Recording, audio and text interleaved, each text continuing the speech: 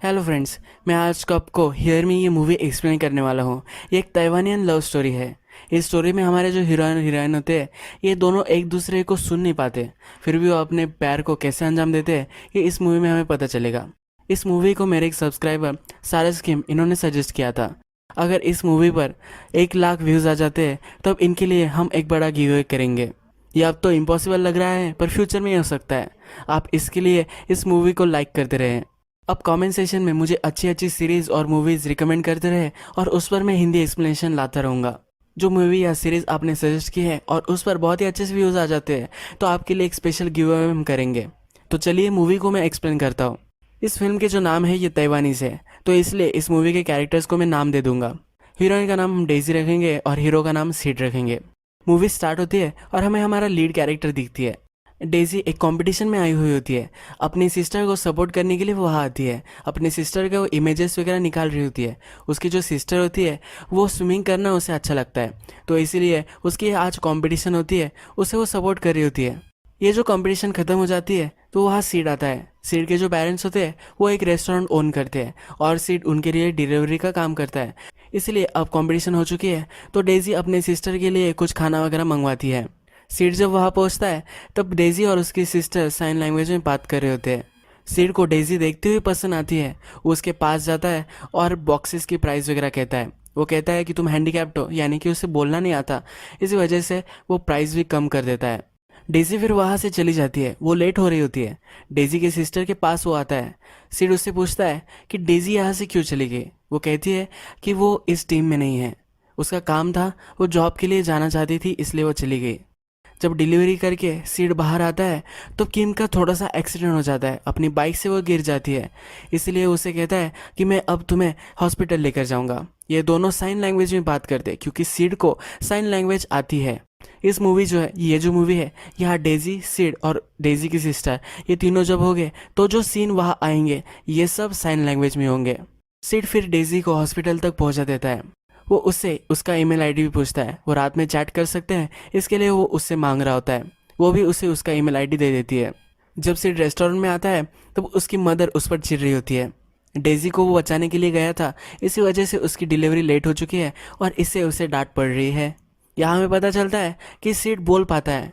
उसकी मदर फिर उस पर नाराज़ होकर उसे कहती है कि जो फूड तुम डिलीवर नहीं कर पाए तो वो पूरा तुम्हें खाना है। जब सीड की मदर उसके फादर के पास आती है तो उसे कहती है कि सीड अब बड़ा हो रहा है, उसे बहुत सारी चीज़ें खानी चाहिए। सीड की माँ सीड पर नाराज़ है ऐसा उसने प्रिटेंड किया होता है। सीड के लिए बहुत ही केयर करती है। सीड जब खाना खा रहा होता है वो मोबाइल में होता है। उसकी मदर उसे डांटती है। फिर वो उसे कहती है कि बहुत सारा खाना तुमने अब खा लिया है तो तुम्हें इसे बर्न भी करना है। उसे वो एक्सरसाइज करने के लिए बोलती है। वो उसे कहती है कि जब मैं यंग थी मैं भी स्लिम ट्रिम थी, पर अब मोटी हो चुकी हो, तुम्हें अपना ख्याल रखना है। नेक्स्ट सीन में हमें दिखता है कि सीड एक जगह जाकर अपने जो पार्सल होते हैं वो सेल कर रहा होता है। खाने का जो डिब्बा होता है वो एक उसने बचा कर रखा होता है। डेजी फिर उसे मिलती है। ये अनएक्सपेक्टेड होता है। सीड फिर उससे पूछता है कि कल मैं ऑनलाइन था, मुझे तुम कहीं नहीं दिखी। वो कहती है कि कल मैं काम कर रही थी, मेरी नाइट शिफ्ट थी। वो फिर उसके फूड के पार्सल के बारे में पूछती है। वो पैक करने लग जाता है। वो कहता है कि हमारा जो रेस्टोरेंट है ये बहुत ही फेमस है, बहुत सारे लोग हमारे यहाँ आते हैं। वो उसे एक पार्सल फिर दे देता है। ये वो खाती है और इसे बहुत ही पसंद आता है। जब वो पैसे निकालने के लिए लग जाती है तो ये कहता है कि तुम्हें कोई भी ज़रूरत नहीं है पैसे देने के लिए, पर ये इंसिस्ट करती है। उसके पास पूरे पैसे भी नहीं होते। फिर वो कहती है कि जब मेरे पास पैसे आ जाएंगे तब मैं तुम्हें पे कर दूंगी। सीड कहता है कि मुझे कोई भी ज़रूरत नहीं है पैसे पे करने की, तुम मेरे साथ मूवी पर आ सकती हो, इससे मैं एक पेमेंट समझ लूँगा। डेजी जो होती है वो बहुत ही हार्ड वर्किंग होती है। उसे काम करना अच्छा लगता है और बहुत सारे पैसे उसे चाहिए होते हैं, यानी कि वो अपनी बहन को और खुद को सपोर्ट कर पाए। एक्चुअल में उसकी जो सिस्टर होती है वो कम्पीट करने के लिए रेडी हो रही होती है, तो इस वजह से उसे फुल टाइम ये करना पड़ता है। तो फाइनेंशियल सिचुएशन उनकी इतनी स्ट्रांग नहीं होती है, तो डेजी को काम करना पड़ता है। वो उससे फिर पूछती है कि कितने टाइम की मूवी होगी। वो कहता है कि 2 घंटे। तो डेजी के पास इतना सारा टाइम नहीं होता, तो इसके लिए वो मना कर देती है। सीड अपने रूम में होता है और वो अपने कंप्यूटर पे होता है, अपने मैसेजेस वो चेक कर रहा होता है। सीड ने डेजी को भागते हुए दिखा है और उसे लगता है कि ये सी बर्ड्स की तरह भागती है। फिर वो अपनी एक थ्योरी उसे बताता है कि सी बर्ड अपने फेदर से ऑयल छोड़ते हो गए, इसी वजह से वो ज़्यादा भीगते नहीं। डेजी जब ये थ्योरी सुनती है उसे भी ये अच्छा लगता है। वो डेजी फिर अपने सिस्टर के स्टेडियम में उसे बुलाती है। वो बोलती है कि मूवीज़ में जाने से ये ज़रा अच्छा है। डेजी और उसकी सिस्टर की जो सिचुएशन है इस सब के बारे में वो सीड को बताती है। डेजी और उसकी सिस्टर की जो भी सब सिचुएशन है ये सब वो सीड को बताती है। सीड डेजी को उसके फादर के बारे में पूछता है। वो कहती है कि मेरे फादर अफ्रीका में सर्विस कर रहे हैं, वो वहाँ लोगों की हेल्प करना चाहते हैं, इसलिए वो वहाँ गए हैं। नेक्स्ट सीन में हमें दिखता है कि सीड को अब बहाना चाहिए डेजी से मिलने के लिए, तो इसलिए वो एक करी कुक करता है। ये स्पेशल करी वो कुक करता है और उसे देने के लिए जाता है। डेजी फिर जब घर पर आती है तो वो उसे टेस्ट कराता है। डेजी घर में उसे इनवाइट करती है। सीड जब उसका घर देखता है तो एक बड़ा सा रूम होता है और वहाँ से सब रूम्स हम देख सकते हैं। तो पूछता है कि ऐसा क्यों है। डेजी उसे कहती है कि हमारे फादर ने हमें ये करने के लिए कहा था, हम डेफ है तो हमें सब कुछ दिखना चाहिए, इसलिए मैंने ये किया है। वो घर में जाकर डेजी के सिस्टर के सब मेडल्स वगैरह दिखता है। वो इम्प्रेस्ड हो जाता है। डेजी अपना प्लान उसे कहती है। वो कहती है कि जब मेरी सिस्टर टूर्नामेंट में बहुत सारे मेडल्स लेकर आएगी तब हम अपना जो लोन वगैरह है वो सब चुकता कर देंगे। तब तक मैं मेरी सिस्टर को सपोर्ट करती रहूँगी। डेजी को सीड को पे करना होता है जो भी उसके लिए वो खाना लेकर आता है, तो इसलिए वो एक ड्राइंग बनाती है। वहाँ वो उसके लिए प्राइस लिखती है। सीड कभी भी उसे अपने जो मील होता है उसकी प्राइस नहीं बताता। डेजी को फिर लेट हो रहा होता है तो वो कपड़े चेंज करने के लिए चली जाती है। सीड ये देखकर ज़रा अनकंफर्टेबल होता है और उसके नाक से खून आने लग जाता है। जब डेजी काम पर आती है तब उसके साथ ही सीड आता है। डेजी फिर काम पर आती है। ये जो काम होता है वो एक स्ट्रीट पर खड़ी होती है। वो स्टैचू ऐसा प्रिटेंड करती है और जब लोग उसे पैसे देते हैं तब उनके लिए ज़रा परफॉर्मेंस करती है। इस स्ट्रीट पर फिर डेजी स्टैचू बन जाती है। सिड को आइडिया आता है। सिड उसे कहता है कि अब तुम स्टैचू बन चुकी हो तो मैं तुमसे बहुत सारी बातें कर सकता हूँ। हम दोनों को कभी भी ऐसा अकेला टाइम नहीं मिलता। तुम हमेशा बिजी रहती हो इसलिए हम बात नहीं कर पाते, तो मुझे जो भी कहना है वो मैं तुमसे कह सकता हूँ। वो कहता है कि तुम बहुत ही अच्छी हो, तुम अपने सिस्टर के लिए ये सब कर रही हो, तुम्हारा अपना इसमें कुछ भी नहीं है, तुम्हारा हार्ट बहुत ही अच्छा है। वो डेजी को पसंद करने लग जाता है। सीड स्ट्रीट पर डेजी के साथ ही पूरे टाइम तक रुकता है। जब उसका ये काम खत्म हो जाता है तब ये दोनों खाना खाने के लिए जाने वाले होते हैं। डेजी उसे कहती है कि आज मेरी तरफ से ही ट्रीट है। फिर दोनों एक अलग प्लेस पर आते हैं। वहाँ आकर सीड एक ऑर्डर देता है। बहुत सारा खाना वो खाते हैं। डेजी कहती है कि बहुत अच्छा आज मुझे खाना मिला है, मैं बहुत ही सेटिस्फाइड हो चुकी हूँ। ये जो प्लेस होता है ये बहुत ही क्राउडेड होता है, तो यहाँ बहुत सारे कस्टमर वेट कर रहे होते हैं। तो फिर वहाँ का ओनर आकर उसे बिल दे देता है। डेजी स्ट्रीट परफॉर्मेंस करती है तो इस वजह से उसके पास छुट्टे होते हैं, तो इस छुट्टे से वो पे करने वाली होती है। पर इससे समय जा रहा होता है तो फिर सीड अपने पैसे निकालता है और पे कर देता है। ये दोनों फिर स्ट्रीट में चलने लग जाते हैं और डेजी उस पर बहुत ही चिढ़ गई होती है। वो कहती है कि तुमने पे क्यों किया, आज मैं पे करने वाली थी। वो कहता है कि लोगों को तकलीफ हो रही थी, ये कन्वीनियंट हो इसलिए मैंने पे कर दिया था। उस पर वो चिढ़ गई होती है और वो कहती है कि मैं अपने छुट्टे से पे कर रही थी, इसमें कुछ ज़्यादा एम्बैरस होने जैसा कुछ भी नहीं है। सिड को एम्बैरस लगा था और इसी वजह से उसने पे किया होगा ऐसा उसे लगता है। वो कहती है कि इस पैसों को कमाने के लिए बहुत सारी मेहनत मुझे लगी है, तो मैं ऐसे इससे एम्बैरस नहीं हो सकती। लोग मेरे लिए वेट कर सकते हैं। वो सिड से बहुत ही चिढ़ गई होती है तो वहाँ से वो चली जाती है। जब वो घर पर आती है तब उसकी सिस्टर एम्बुलेंस में जा रही है ऐसा उसे दिखता है। एक्चुअल में उसकी सिस्टर जब घर आती है तब उसके घर में आग लग जाती है। उसकी सिस्टर सो गई होती है और वो खुद सुन भी नहीं सकती, तो इसी वजह से वो जो स्मोक होता है वो उसके नाक में चला जाता है। इसी वजह से वो बेहोश हो जाती है। लोग उसे बचा लेते हैं और एम्बुलेंस में वो हॉस्पिटल में आ जाती है। डेजी भी उसके साथ हॉस्पिटल में आती है और फिर वो कहती है कि ये सब मेरी गलती है, मुझे जल्दी घर आ जाना चाहिए था। डेजी की सिस्टर कहती है कि तुम्हें इसकी वरी करने की कोई भी ज़रूरत नहीं है। डेजी का मेकअप अभी भी ज़रा ऑन होता है तो कहती है कि घर जाओ, ज़रा आराम करो, तुम बहुत ही स्ट्रेस लेती हो। डेजी कहती है कि अगर मैं घर पर होती तो ये आग नहीं लगती, अगर और कुछ बुरा होता तो मैं तुम्हें खो देती। फिर ये दोनों सिस्टर्स एक दूसरे को हक करते हैं और यहाँ एक मोमेंट उनका शेयर होता है। डेजी की सिस्टर अब हॉस्पिटल में है तो डेजी कोच के पास जा रही होती है। वहाँ डेजी की जो टीममेट्स होती है वो बातें कर रही होती है। फिर वो सुनती है कि क्या उसकी टीम में डिस्कस कर रही है। वो बोल रही होती है कि डेजी अब ज़्यादा रिकवर नहीं कर पाएगी, उसका स्टेमिना अब उतना नहीं रहेगा, तो हमें उसके स्कोर मेकअप करने पड़ेंगे। कह रही होती है कि डेजी की सिस्टर को पता नहीं चलना चाहिए कि वो अच्छे से अब कम्पीट नहीं कर पाएगी, पर ये डेजी सब सुन लेती है। डेजी जब उसके सिस्टर से मिलने आती है तो उसकी सिस्टर उसे कहती है कि कोई भी वरी मत करो, मैं अब जल्दी ठीक हो जाऊंगी और फिर से प्रैक्टिस में चली जाऊंगी। कोच ने भी मुझे कहा है कि मैं टाइम ऑफ ले सकती हूँ क्योंकि मेरा परफॉर्मेंस बहुत ही अच्छा था। नेक्स्ट सीन में हमें दिखता है कि सिड से अब डेजी बात नहीं कर रही, इस वजह से सिड अब बहुत ही तन्हा महसूस कर रहा है। उनकी डेट जहाँ हुई थी उसी रेस्टोरेंट में वो आ जाता है।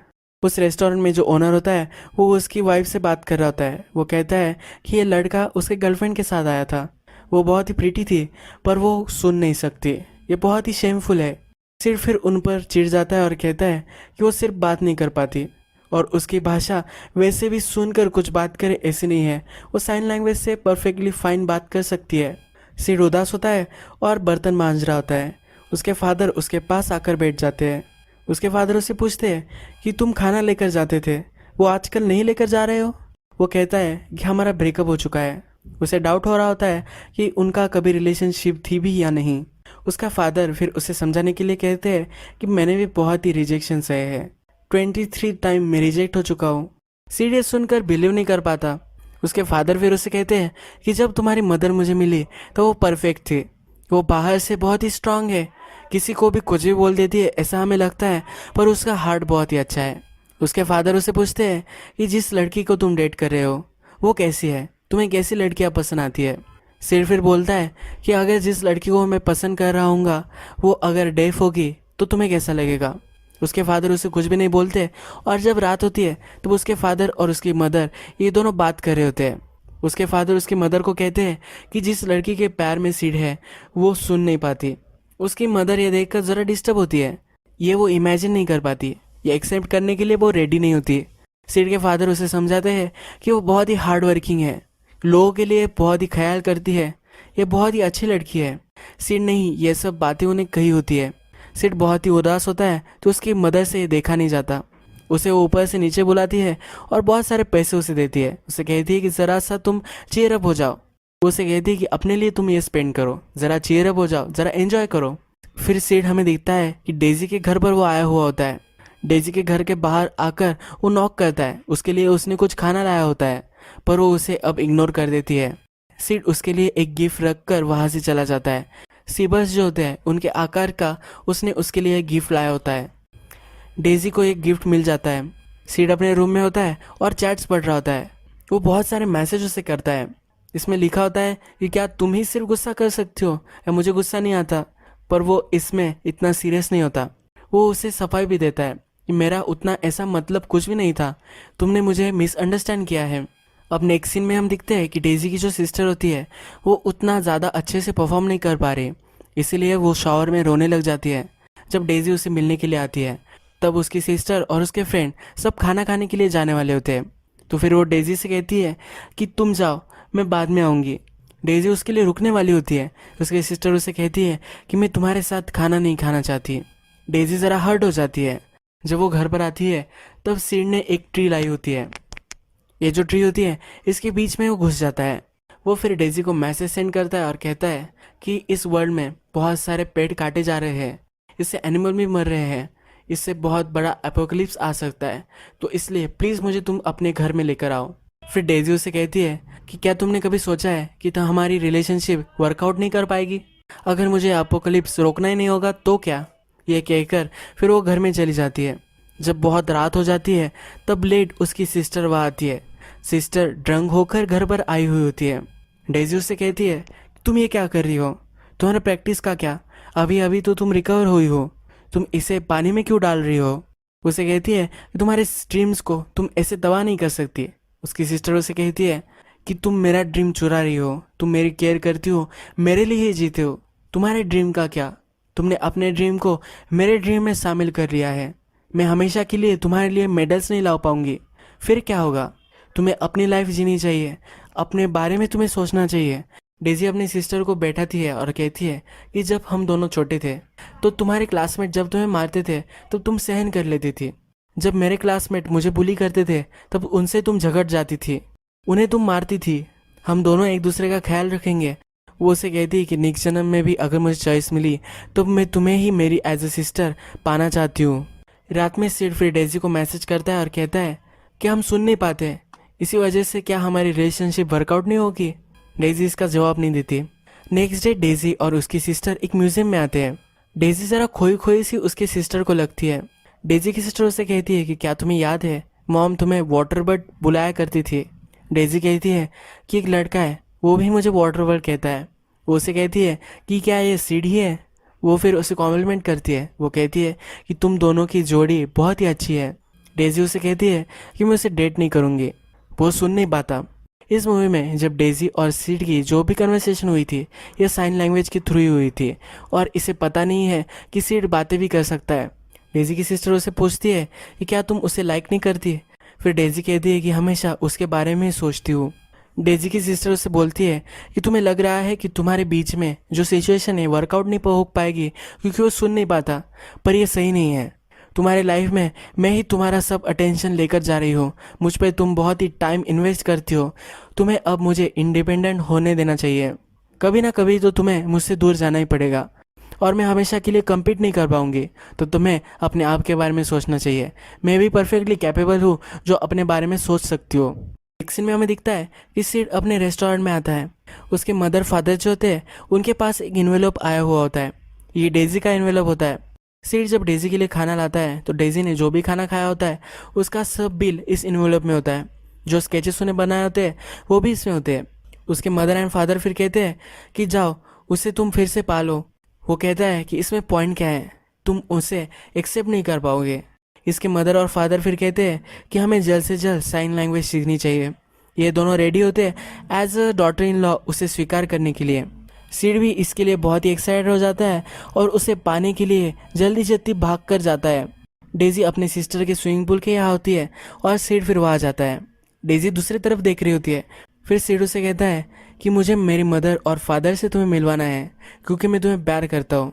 एज अ बॉयफ्रेंड गर्लफ्रेंड हमें रहना चाहिए, ये उसे यहाँ जताता है। डेजी जब उसे देखती है तब ये साइन लैंग्वेज में बात करता है।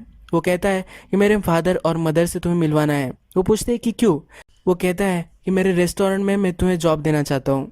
ये और ही कुछ बोल देता है। उसे जो बोलना होता है ये बोल नहीं पाता। वो पूछती है कि मदर और फादर से फिर क्यों मिलवाना चाहते हो। वो कहती है कि मैं सुन नहीं पाती, इससे कुछ प्रॉब्लम तो नहीं होगा। वो कहता है कि जब तुम्हारा हार्डवर्क देखेंगे तब उन्हें पता चल जाएगा। वो फिर उसे अपने रेस्टोरेंट में लेकर आता है। सीड के मदर एंड फादर जो होते हैं वो डेजी को देखकर बहुत ही एक्साइटेड होते हैं। डेजी से बात करने के लिए उन्होंने कार्ड्स बनाए होते हैं जिस पर उन्होंने लैंग्वेज में लिखा होता है जिससे उससे बात कर सकते हैं। वो डेजी को वेलकम करते हैं और कहते हैं कि सीड और तुम बहुत ही एक जैसे हो। वो भी लोगों के लिए केयर करता है, वो भी कंपैशनेट है, वो भी हार्ड वर्किंग है। तुम जिस तरह से अपनी सिस्टर के प्यार करती हो उसी तरह से वो हमसे प्यार करता है। इस क्वेश्चन में वो उससे पूछ लेते हैं कि क्या तुम सीड से शादी करोगी। सीड फिर डर जाता है। वो कहता है कि ऐसा कुछ भी क्या बोल रहे हो, मैंने उससे अभी तक कुछ भी नहीं पूछा है, मुझे पता भी नहीं कि मुझे लाइक भी करती है या नहीं। और फिर डेजी हाँ बोल देती है। ये साइन लैंग्वेज में बात नहीं करती तो अपने मुंह से बात कर रही होती है। ये देखकर वो सब तंग रह जाते हैं। सीड फिर बोलता है कि तुम सुन सकती हो। वो कहती है कि तुमने कभी मुझे पूछा ही नहीं और जब भी हम बात करते थे तब साइन लैंग्वेज में ही करते थे, इसलिए उसने सीड को नहीं बताया था। वो दोनों एक दूसरे को आई लव यू करते हैं और फिर सीड के रूम में वो दिखाई देते हैं। डेजी सीड से पूछती है कि तुम्हें साइन लैंग्वेज कैसे आती है। वो कहता है कि मेरा एक टीचर था, उसने मुझे पूछा था कि तुम्हें इसमें क्या इंटरेस्ट है, तो मैंने हाँ कर दिया था, तो इसी वजह से उसने मुझे सिखा दिया था। वो कहती है कि तुम्हारी साइन लैंग्वेज बहुत ही अच्छी है। सीड कहता है कि जब मैं तुम्हें मिला था उसके बाद मैंने बहुत प्रैक्टिस की है। डेजी कहती है कि मुझे फर्स्टली ये साइन लैंग्वेज अच्छी नहीं लगी थी, पर मेरी सिस्टर के लिए मैंने ये सीखी थी। जो साउंड हमारे आसपास होते हैं तो उसे महसूस होने चाहिए, ये मैं उसे नरेट कर कर कह सकती हूँ, इसलिए मैंने साइन लैंग्वेज सीखी थी। सीड कहता है कि मैं रिलेट कर सकता हूँ। वो कहता है जब बारिश हो रही थी तो मुझे लग रहा था कि इस बारिश की आवाज़ तुम सुन सको, यह लॉन्गिंग की आवाज़ होती है।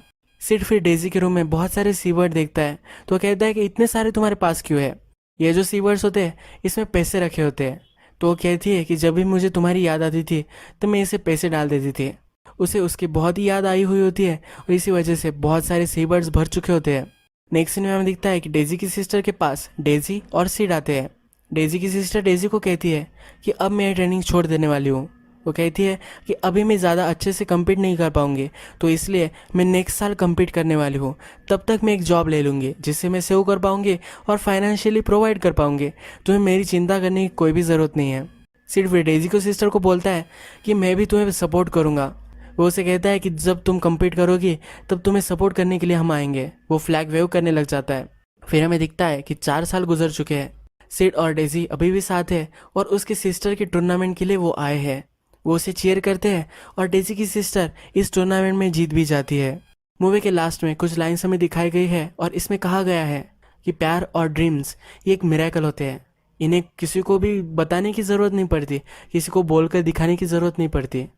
यही ये मूवी ख़त्म हो जाती है। ये मूवी बहुत ही अच्छी थी और सारस किम को मैं थैंकफुल हूँ जिन्होंने मुझे ये मूवी रिकमेंड की थी। ऐसे बहुत सारी मूवीज़ लेकर मैं आता रहता हूँ, तो अगर आपको ऐसी मूवी की स्टोरी देखनी है तो आप इस चैनल को सब्सक्राइब कर लीजिए, बेल नोटिफिकेशन आइकॉन भी दबा दीजिए, यानी कि सब मूवीज़ आपको आती रहे। फिर से हम मिलेंगे नेक्स्ट मूवी के साथ। तब तक के लिए टेक केयर, थैंक यू।